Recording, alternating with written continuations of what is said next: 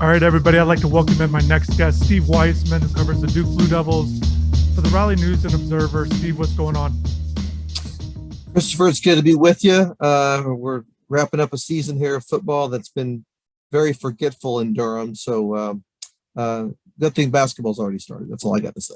Yeah, you guys have that benefit over the Miami fan base. Both programs obviously disappointed in the results in different ways this year. Steve, I want to talk to you about maybe big picture about Duke football because, look, obviously not the high expectations of their basketball program or anything like that, but this is a program that has won the division the last 10 years. They did, the 3 bowl wins, but now they're 1-16 in the last 17 ACC games. That's obviously not what they are looking for as a program. Just kind of, what's your overall take of where this program is right now? Yeah, I mean, sadly for them, they're kind of back to where they were before Cutcliffe arrived. And he came. His first season was 2008, and they had gone winless in the ACC the 2 previous seasons before he came in. And he quickly, well, not quickly, but within 5 years, they were in a bowl game in 2012, and then went to 6 over a 7-year period. You mentioned playing for the coast, winning the Coastal, playing Florida State in the 2013 ACC title game. So he got them to places that people really didn't believe he could when he took the job. And he told me that people called him, other coaches in the business called him during that time and said, I didn't think it was possible to do what you've done there. So, hats off to you. But that being said, the last 3 years, the regression has been very steep, and we're back to where they're not even competitive in ACC play, which is where they were when he arrived. So it's really going to be some tough conversations coming up here between him and the administration. You talked about not being competitive. That's kind of what stands out to me. I've watched some of their games, and then obviously looking at afar with the scores, they're just they're getting out of hand. They're obviously the last one against Louisville gave up a ton of points, but just losing by 2 or 3 touchdowns. And what it stands out to me, Steve, when you say it's kind of back to where it was. And I'm sure Coach Cutcliffe, that obviously that's not where he wanted the program whenever he was going to move on. That's got to be difficult for any coach because at a program like Duke, you're trying to make strides, and it is difficult, I'm sure, for him to see it. What do you think about him? This is year 14. I know there's reports out about him possibly retiring, but where do you kind of see the direction of this program, either under Coach Cutcliffe or not? Yeah, well, I can tell you that he's told me specifically he's not going to retire. Like, if he isn't the coach at Duke anymore, he'll get another job in football probably. Like, I know he's had offers to go to the NFL to be an analyst or a quarterbacks coach, whatever you want it to be. He's had numerous offers during his time at Duke to do that, and so that would always be out there. So that's one tiny phrasing there that I know gets thrown around a lot about retirement. But I think what'll happen is if they separate at the end of this week, it'll be in a kind way. I mean, everybody appreciates what he's done here. Nobody forgets that. In fact, that's probably why, in other circumstances, he would have been let go after last year, right? When they went 2-9 or even the 5-7, maybe the year before that. So he has a lot of a capital built up and a lot of cachet with the people at Duke that really matter. And, the fact that they don't have, they have kids that graduate at a high level. They're always, the graduation rates, they're always the top of Power 5. And, you don't have a lot of kids getting in trouble off the field, that kind of stuff. Like, and I know those things sound kind of trite and cliche or whatever, but they really do matter at a place like Duke, maybe more than in other schools. So that's probably what's kept him here that those 2 things have brought him more time than normally other people would have. So as far as what happens, with the program as a whole, there's some decisions to be made there. Really, like, not just athletic administration, but university administration. Like, what do they want football to be at Duke? And, given the way this was the argument that was given 15 years ago, too, as a matter of fact, Duke, prides itself on being, elite in all manner of things, academics, whatever you talk about, leadership, and to have a football program that's at the bottom of the ACC and really in some ways, again, at the bottom of the country as far as Power 5 is something that doesn't sit well with a lot of people. They're like, hey, why are we so we shouldn't be this bad, right? You're not going to win the ACC every year. Obviously, that's not possible in a program like this. But you shouldn't be at the bottom. And so that's those are the conversations they have to have. It's very interesting. Obviously, different expectations at Miami with their program, but I think it's similar in the sense of the administration has to decide what they want with its program. Miami, has not represented it high standards, the high expectations, met a lot of those goals in recent years, and kind of facing a similar thing with Coach Diaz. He's sitting at 6-5. Just slightly better than Duke in terms of overall record. And he's just not meeting expectations. Fan base is upset, and we'll see what they decide to do moving forward. But it's kind of the same thing in terms of what are the expectations, setting expectations, and then essentially achieving those and kind of figuring out what you want as a program. And like you said, it's a little bit different at Miami, but where are they supposed to be in the pecking order? You touched on 2013. I always find that to be interesting. That was the start of 7 straight different division winners in the Coastal over a 7-year span. So every team, essentially, it's wide open. Everybody's got a shot at this thing. What do you think is realistic expectations at Duke? Where do you think this program can be at a consistent level, maybe a 5-year span? What's kind of realistic at Duke football? Yeah, I mean, I think they should, if you take in 5-year chunks, they should go to a bowl game, at least 3 of them. I mean, really, that's possible because you can schedule yourself 4 wins, right, non-conference, and then find 2 conference wins. You get to 6, you get to go to a bowl, right? And again, at an academic program like Duke, you're going to have ebbs and flows, but that period from 2012 to 2018, where they went to 6 and 7 years, and they had 1 4-8 season, and they didn't make the bowl that year, but that's probably as high as it can get, that kind of thing. I mean, because you're not going to be able to recruit. You're not getting 4 and 5-star kids. You're getting 3-star kids, and you're trying to coach them up and develop them. And they did that. I mean, again, we're talking about this stretch where that did happen, where you had numerous kids that are still guys that are still in the NFL from those teams, and it does happen. But to expect them to be a 9 or a 10 win team on a consistent basis just isn't realistic. I mean, it's just not the way college football can be done at this type of school. Think about Northwestern, right? That's the one I always point to. And they played Northwestern. They beat them this year. They play almost every year. Northwestern won their division last year. They played for the Big Ten title, and this year they're 3-7. I think right now they're not very good. But nobody there is calling for Pat Fitzgerald's head, because that's what happens in a school like that. And that's what I think Duke can be. I mean, I think they can have maybe an 8 or a 9 win year every once in a while, and then they're going to have a 3-win year, maybe 2 or 3 years down the road. But then they can't have what we have now, where they're at the bottom, 2 years in a row where they're really struggling. Yeah, and I think from Miami, you talked about 9, 10-win season. Miami's had 1 10-win season since 2003, and that's obviously not where they need to be as a program. Let's talk about this game. These two teams, finishing off the regular season.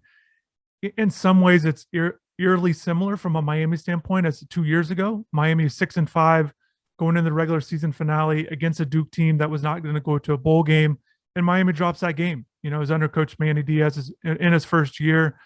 A lot of similarities. Again, Duke was not having the run that they're on now, but still, the point being, Miami didn't have a great team going up there in a regular season finale. I think from a Miami standpoint, obviously taking that team seriously and those kind of things, playing in that finale, and I do think that Miami made a lot to do of the home finale they just played. They honored a lot of seniors, guys that were juniors and sophomores even, that plan on not coming back. So there was a sense of finality with that one. So Miami's got to go on the road, win this one, and also obviously the uncertainty of the head coaching situation. You never know how teams are going to show up, but Miami, to its credit, has been showing up, been competitive for a while now, even with all these uncertainties. Starting with this game, I think the biggest thing with Duke, and very interesting watching him, is Mateo Durant, second in the ACC in rushing, had a good year last year. And obviously teams are, stacking, doing what they can to stop the run. And he's not been able to crack the 100-yard mark the last three games, but still over 1,100 yards on the season. What are your thoughts on Mateo and also just, him and his future, possible NFL guy? Yeah, I mean, he's within striking distance of the school record for single season rushing. It's 1,236. So he certainly should be able to get that in this week's game. And he's been a great story to cover through his career. He came from a very tiny school in South Carolina.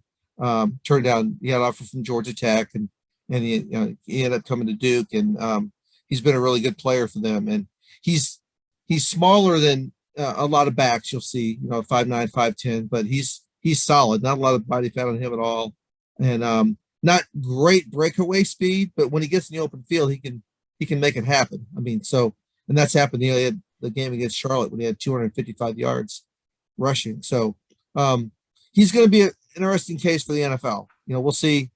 I don't see him being a high draft pick by these stretch. He might be his last day or maybe a free agent signing, but he's the type of guy that Duke's produced that if they get into the league, they're going to stick probably. He's going to do things on special teams.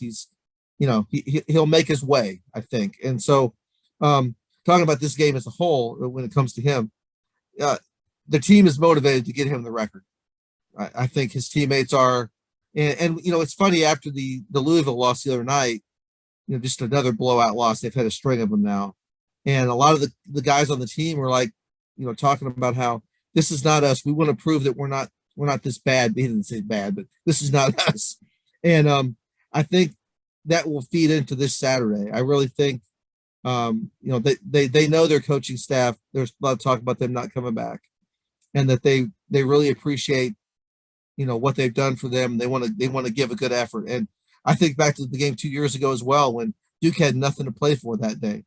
They came in with a slight opportunity. If they'd have gone 5-7, they ended up going 5-7, but to get to a bowl game at 5-7 because of their academic record. And it turned out during the game, it wasn't possible. Enough other teams won that it eliminated that, but they played really well that day, and they won the game. And so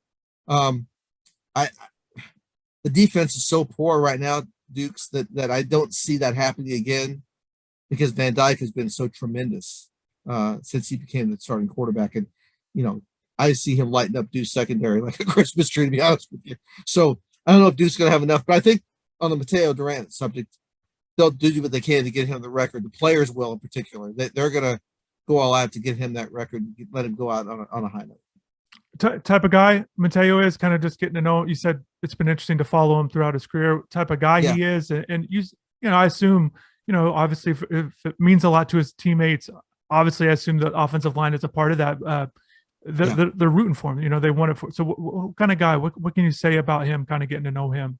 Yeah, no, he's a great kid. I mean, really top notch. Comes from a great family. That kind of cliche stuff, but he came from a small school.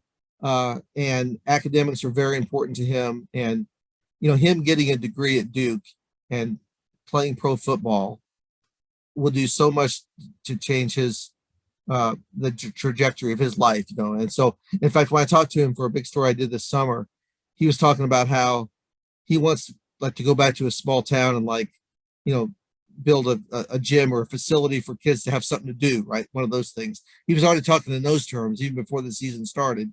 But that's what his goal is to do is make the NFL and do those things. So that's the kind of kid we're talking about here. He really cares about where he's from, and he doesn't forget that, and his family. He's got a younger brother who's in high school right now, and I know Duke's recruiting him. So maybe they'll have another Durant coming along. But he's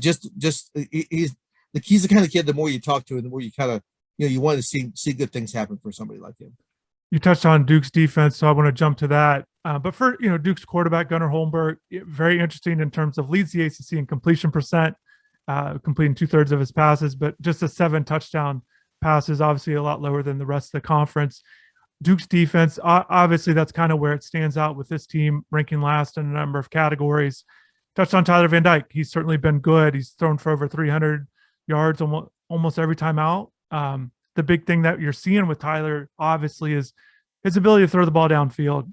And I think it's exciting for fans to see that. A guy that has pretty good accuracy, a good arm, as long as he has time in the pocket, he'll get it downfield. And you touched on Mateo Durant chasing records. And there's not been a lot of discussion from the Miami players and things like that, but they got 2 receivers closing in on some marks. Charleston Rambo can definitely get the single season reception and yardage record this week. And then Mike Harley quietly, because of all the attention with Rambo's been getting, Mike Harley has a chance to go out as a all-time reception leaders at Miami, breaking Reggie Wayne's record from about 20 years ago. So that'd be big for him. Wow. So we'll see. Tyler Van Dyke's, again, certainly trying to air it out. And you talk about players not really playing for things, but I know Tyler, he's been given this opportunity, and he appreciates all the stats and the awards he's kind of getting, but he knows, and he said it last week, look, at Miami, you got to win games as a quarterback. And I know he's still striving to get this program finished strong. They've got a chance to go 8-5, even with that 2-4 start. So they're certainly striving to do that. But again, Steve, let's talk about Duke's defense. Where are the breakdowns and maybe the biggest problems with what you're seeing with that defensive side of the ball there? Yeah, it's in the secondary really, but let's just talk about that, because they've had trouble tackling. They're not maybe quite as fast as they were maybe 3 or 4 years ago when those good teams were here. That you have a guy like Ross Cockrell, who is still playing for the Tampa Bay Bucks at cornerback. Jeremy Cash was the ACC Defensive Player of the Year in 2015. Those are guys in the secondary that Duke used to count on. That used to be one of their strengths of their defense, and it's become the weakness, frankly. And they do a lot of man coverage. That's always been their style here, but it's not working right now because they're getting beat pretty handily there. And so up front, the defensive front lost 2 guys to the NFL. 2 guys were drafted last year, and 2 other guys transferred to one to Penn State, one to Michigan State. They're playing there. So they lost some oomph up front, and they've been going with younger players. A guy named Dwayne Carter, number 90, plays defensive tackle. He's probably their best defensive lineman, and he's going to be good. I think he may end up playing on Sundays eventually, but he's kind of alone there. I mean, they're building with a young defensive front, and then Shaka Hayward, linebacker, is their leading tackler, and he's been a pretty good player, but even he, on one of Malik Cunningham's long runs last week, kind of had him wrapped up for a tackle and let him slip away, and it ended up being a 72-yard touchdown run. So there's even weakness on guys that are pretty good players. And so I guess I'm painting a pretty dark picture here, but I've seen a lot of bad football this year and a lot of bad play from that defensive side, that it's hard to look at them and say they can come up with a big performance this week against Miami, which has some really good skill guys always.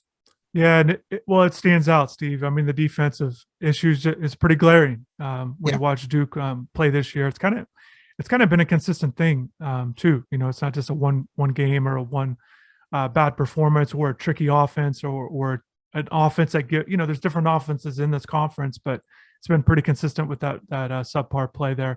Steve, I'll let you get out of here. Appreciate it. It's good talking to you. Thanks for your time. We'll see what happens. Regular season finale. So I think both programs will have a lot to watch for in the off season, just as they try to get back to where they would like to be.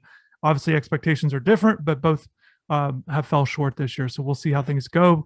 Definitely appreciate you. Enjoy the hoop season here. Very good, Christopher. Thanks for having me on. Good to be with you.